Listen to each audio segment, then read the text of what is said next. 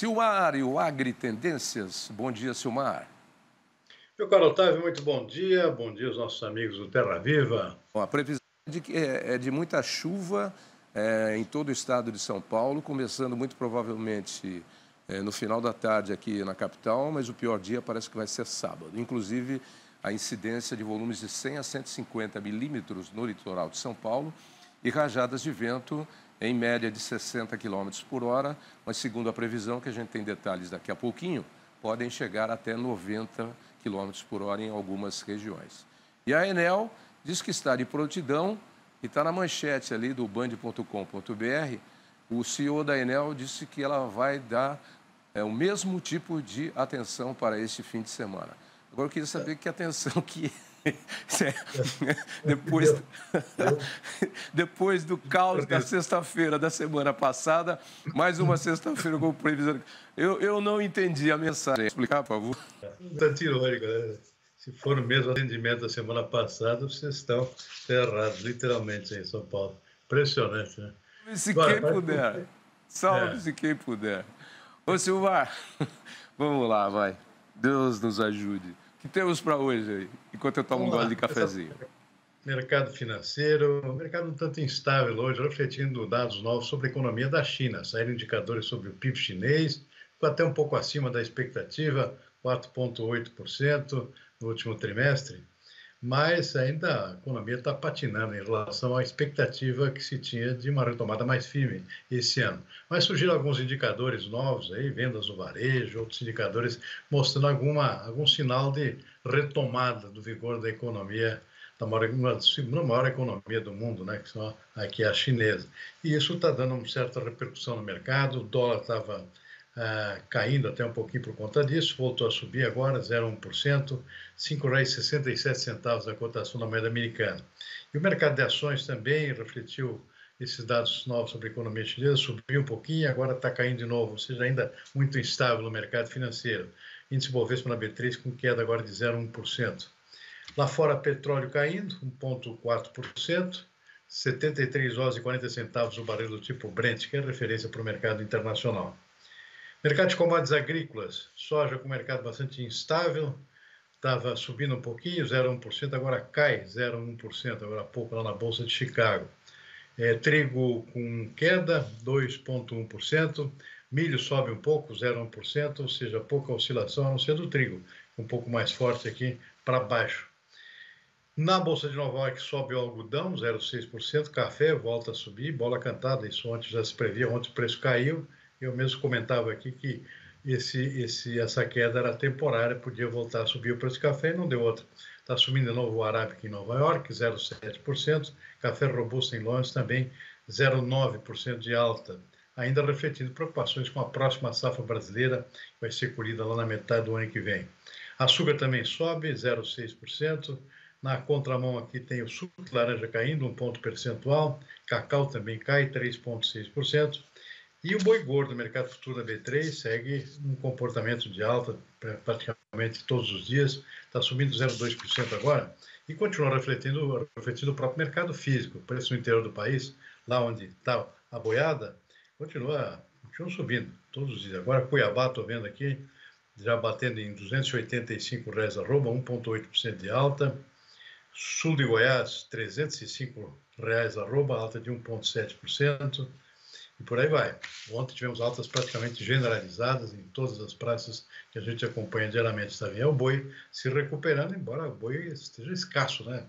Não é época de boi gordo muito disponível nesse momento, porque estamos em plena entre-safra. Falta produto e por isso o preço segue em alta. O consumidor está fugindo aí da carne bovina nas gôndolas do supermercado. Como a situação andou muito ruim também, só agora começa a clarear um pouco para o pecuarista, nós tivemos também um grande abate de fêmeas, né? Um grande número de fêmeas, que quando o negócio não está bom, o pecuarista põe a fêmea. E aí, com isso ele alonga o ciclo, porque a reposição demora mais, porque você vai ter menos rebanho, né? Menos bezerro para engorda. Menos bezerro para engorda, falta produto. Então, é uma situação que o mercado trabalha aí para equilibrar as coisas. Em todos os setores, né? Tira um pouco para poder acertar preço, né? Exatamente, também. Então, fica normal aqui. O criador de suínos faz a mesma coisa, o pessoal da avicultura também, ou seja, reduz a produção para tentar melhorar o preço, inclusive, né? Ou se livrar do que está dando prejuízo. Ou se livrar do que está dando prejuízo também. Ficar com a luz acesa quando a conta de luz está alta não dá muito certo, não. Bom, vamos lá para outras notícias. Os valores anunciados para a lei orçamentária de 2025 preocupam o setor produtivo. Para o Ministério da Agricultura, o corte pode passar de 5%. Vamos à reportagem. O Congresso Nacional deve votar até o final do ano o projeto de lei orçamentário para 2025. A proposta enviada ao parlamento prevê um valor total de 5 trilhões e 870 bilhões de reais para ser distribuído entre as instituições públicas. Para o Ministério da Agricultura, Pecuária e Abastecimento, o corte previsto chegou a 5,65%. Em 2024, foram direcionados 11 bilhões e 300 milhões de reais para a pasta, contra 10 bilhões e 731 milhões de reais previstos para o novo ano fiscal. Este economista explica que o valor é motivo de preocupação para o produtor. O 2025 ele está menor esse orçamento, e isso não é bom, né? Embora tenha se obtido um valor bom para efeito de seguro, em torno de 1 bilhão, não é o que o setor quer, né? Um valor bem abaixo. Mas tem o aspecto das despesas obrigatórias e discricionárias. A despesa discricionária é cerca de 30% desse orçamento do mapa. Significa o quê? Que eventuais contingenciamentos, bloqueios, podem atingir diretamente a atuação, né, a gestão, o planejamento desse setor. O projeto prevê que 7 bilhões serão destinados às despesas obrigatórias, aqueles gastos que o governo não pode deixar de fazer, enquanto 2 bilhões e 600 milhões de reais irão para as despesas discricionárias, incluindo as políticas agrícolas. Os recursos significativos serão destinados a áreas como subvenção ao seguro rural, para o setor de pesquisa agropecuária e para a defesa agropecuária. O Ministério de Desenvolvimento Agrário também terá redução, com orçamento previsto de 5 bilhões 846 milhões de reais. Para o Ministério da Pesca, serão 257 milhões de reais, quase 100 milhões a menos do que neste ano.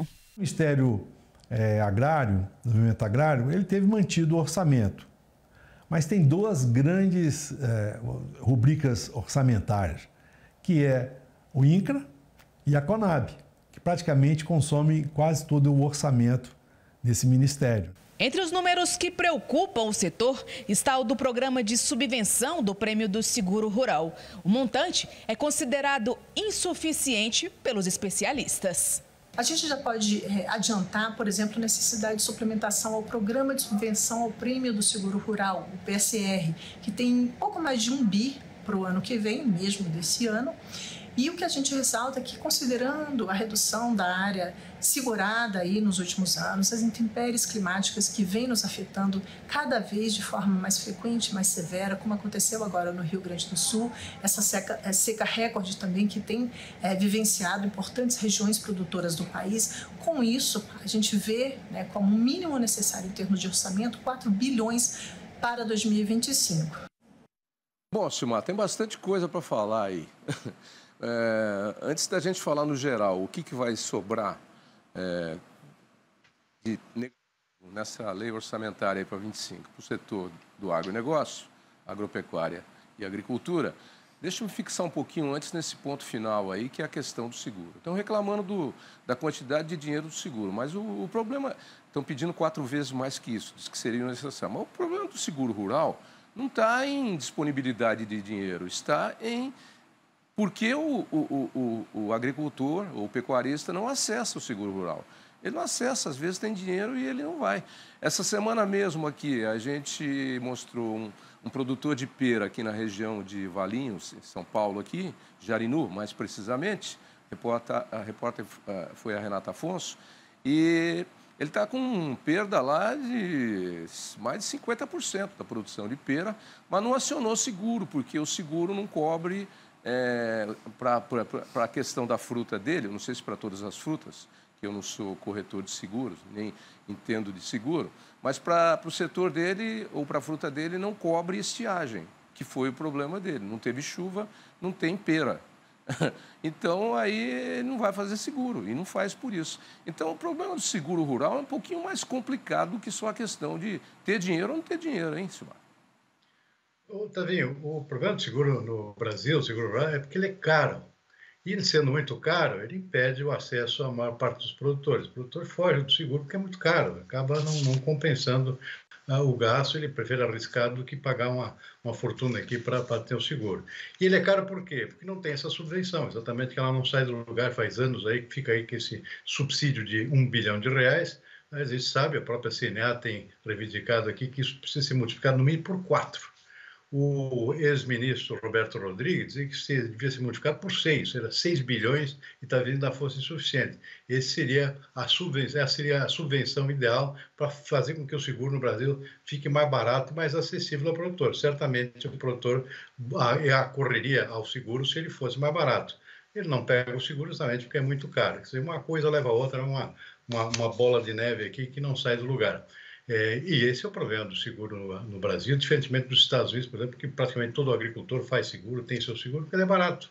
Ele é barato porque todo mundo faz. Ou seja, é tudo uma questão de causa e consequência também. Silmar, e tem um outro detalhe também. Eu conversando aqui com um operador de uma grande empresa aí de seguro rural, ele disse que operou muito tempo nos Estados Unidos. Nos Estados Unidos é o seguinte, você não sai do financiamento, você não sai com o financiamento do banco para a sua produção no campo sem o seguro rural. Não sai. O dinheiro não sai sem o seguro. É condição sine qua non. Então, aí... Não sei. Nós temos também o seguro do crédito, né? Também. Isso tem aqui no Brasil, que é o Proagro. Ou seja, se não tira o financiamento do Banco do Brasil, sem fazer o seguro. É mais ou menos obrigatório também. Só que é o seguro, só segura o financiamento, não segura toda a lavoura, né? É seguro do financiamento, do empréstimo que você está fazendo, não é da lavoura. O banco se protege. Quem acaba se prejudicando é o produtor, né? Porque realmente ele não... Ele me disse, você sai com o seguro do crédito, do empréstimo e com o seguro de proteção, que é o seguro rural, em caso de adversidade climática ou qualquer outro problema. Enfim, bom, mas de modo geral aí nós vimos alguns números, não tem dinheiro suficiente, e eu acho que vai sobrar também para alguns setores do agronegócio. E como foi dito na reportagem aí, Conab e Reforma Agrária, Ministério, acabam comendo boa parte do bolo. Agora, Tavinho, a gente viu aqui os cortes aqui no Ministério da Agricultura, 5,6%. E nos outros ministérios, ou seja, o governo está sendo obrigado realmente a fazer cortes no orçamento, porque não tem como, ou seja, tem que cortar na carne, o gasto público é muito, muito alto, não tem como continuar financiando isso com o déficit público. Ou seja, precisa cortar realmente. Agora, vai cortar onde? No Ministério da Agricultura? Vai cortar, por exemplo, seguro, que a gente estava comentando, cortar dinheiro para pesquisa, você precisa continuar avançando em termos de pesquisa, para produzir cada vez com mais eficiência. Vai cortar na defesa sanitária, ou seja, vai deixar a aftosa, qualquer doença aí, tomar conta dos rebanhos. Não, isso precisa manter esses recursos. Agora, você sabe quantos ministérios tem no Brasil também? Eu já perdi a conta, eu acho que são mais de 30, né? Ou seja, tem ministério que não serve para nada, tem ministério que o povo não tem ideia de qual é o nome do ministério, para que serve. 37, acho que 35, 37 ou 39, alguma coisa por aí. Você falou mais de 30. Acho que menos de 35 não tem. Tem ministério que não serve para nada. Inflou tudo de novo lá. Quem cortar o gasto público, elimina o próprio ministério, que é totalmente ineficiente e desnecessário. Isso não faz. Isso não faz. E aí vai cortar de onde você falou que não podia cortar. Vai cortar de programa sanitário, vai cortar de pesquisa. E isso o quê? Atrasa tudo. Ao invés de você manter aquilo que está andando e o resultado da balança comercial e de todas as vendas do Brasil, desse setor, não só internamente, mas para o mundo, são fantásticas e é modelo para o mundo inteiro, ao invés de você manter um modelo que está dando certo, porque esse modelo só está dando certo porque houve muito investimento nesses setores. E não foram cortados esses setores. Agora, cortar em pesquisa é andar 10 anos para trás. Você parou a pesquisa demora 10 anos para você, de 8 a 10, para você botar em prática. Então, se você para a pesquisa, você tem que retomar do começo, tudo de novo. Exatamente. E cortar os cabides de emprego desses ministérios inúteis. Nós temos aos montes, né, também. Que é só paniguada aqui dos políticos, estão lá só para bater ponto e olhe lá. Não agregam nada em termos de serviço público, que é o que interessa mesmo, assim como o trabalhador realmente que fez concurso, que trabalha lá dentro e justifica o investimento num gasto público eficiente. O resto é... O setor, você tem Ministério da Pesca, você tem Ministério da Reforma Agrária, tem Ministério do Meio Ambiente, tem...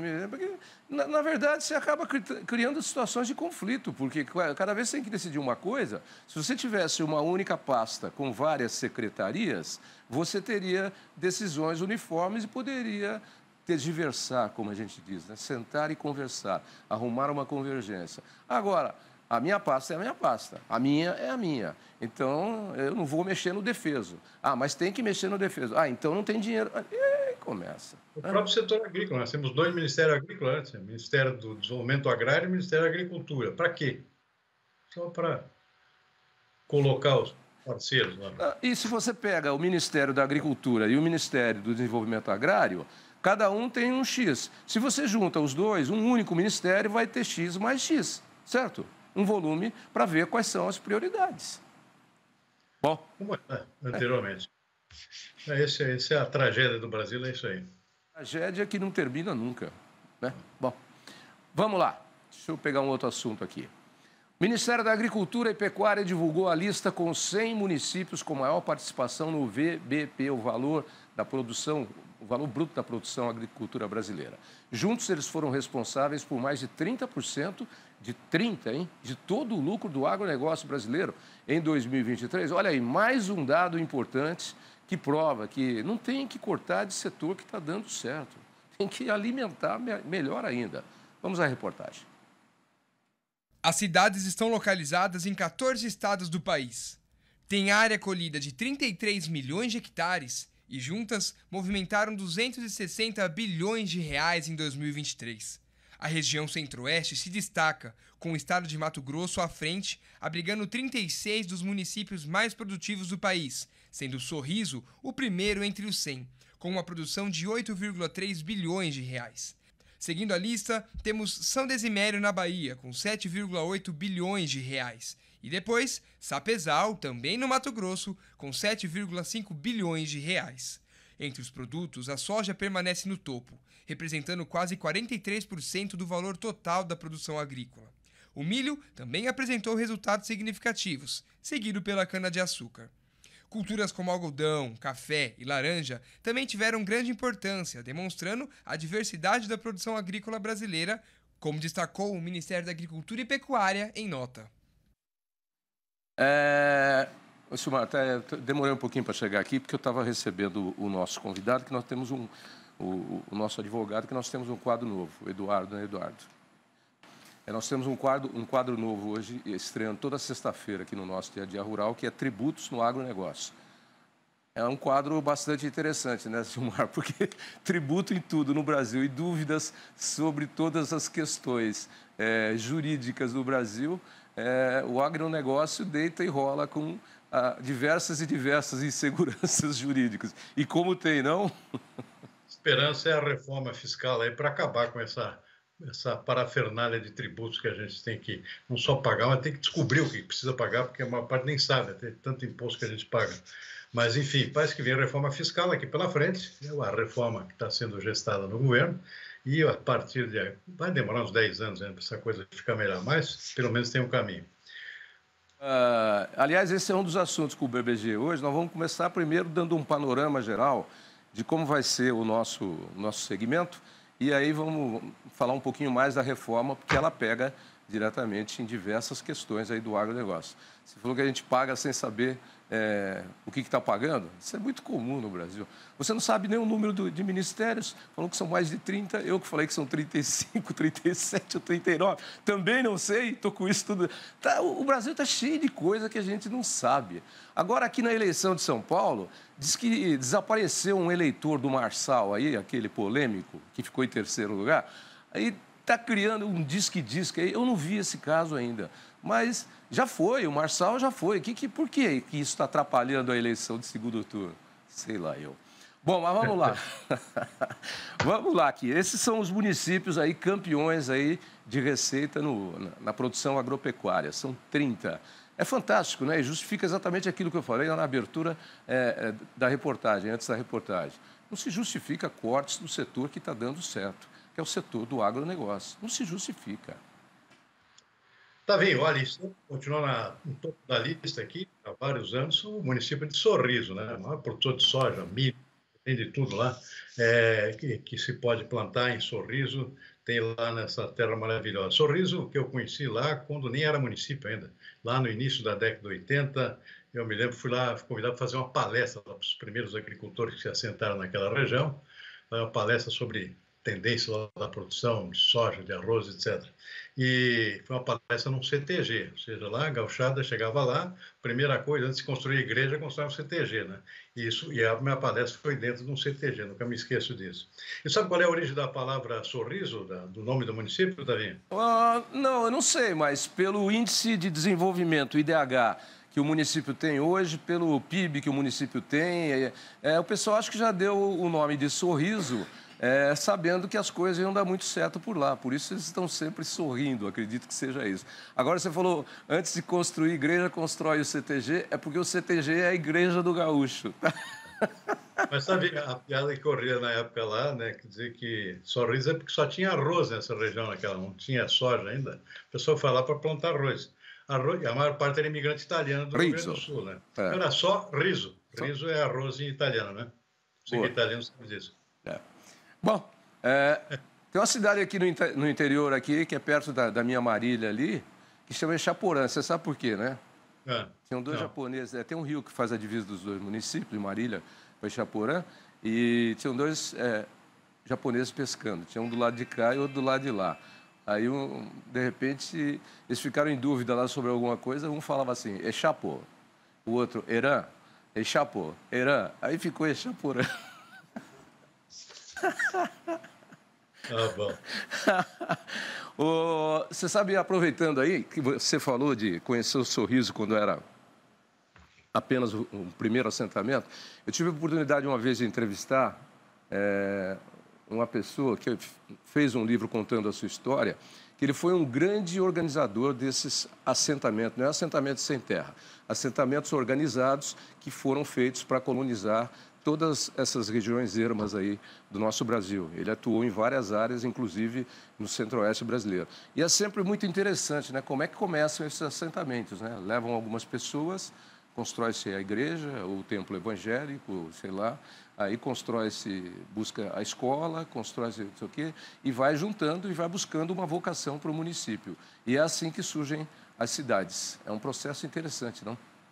Sem dúvida nenhuma também. Processo que se repete, aliás, e ainda continua se repetindo em várias regiões do país. Ainda tem muitas fronteiras sendo abertas, né, também. Fronteiras agrícolas. Fronteiras agrícolas. É isso aí, Silmar. Fim de semana aqui pra gente com chuva, muita chuva, e com o CEO da Enel lá que prometeu que vai ter o mesmo critério, vai dar a mesma atenção que deu na semana passada. Então, se a Tebet falou antes de ontem que agora realmente chegou a hora de colocar os pingos nos is e fechar as contas brasileiras, porque como é que pode o Estado brasileiro gastar mais do que tem? A gente já falou sobre isso. Corta ministério para começar. 37, 39. A Tebet falou isso foi antes de ontem. Ontem tivemos aquela outra frase que agora eu já esqueci.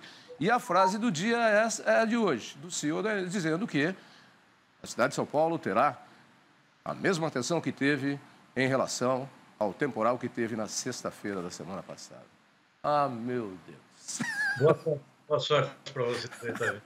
Você sabe aquela rua que a gente passava quando eu te dava carona, quando você vinha aqui, aquela atrás do Parque de Ibirapuera, que a gente sempre olhava, mas, meu Deus, para que tanta árvore desse tamanho? Hoje eu estava parado quase na esquina daquela padaria, esperando o farol abrir, e tinham duas moradoras ali, duas senhoras ali, mora gente chique, gente bacana e tal, mas as duas estavam na casa, olha o tamanho dessa árvore, olha essa árvore no meio do fio, olha o fio no meio da árvore, como é que pode? Daí vem o vendaval e derruba mesmo tudo, quem é que... Estavam as duas madames lá, No Tititi lá, você vê. Você pensa que não preocupa? Preocupa. Bom final de semana para você, amigo. Até segunda. Até segunda. Bom vinho e boa costela, que eu sei que você vai assar um churrasquinho. Tchau.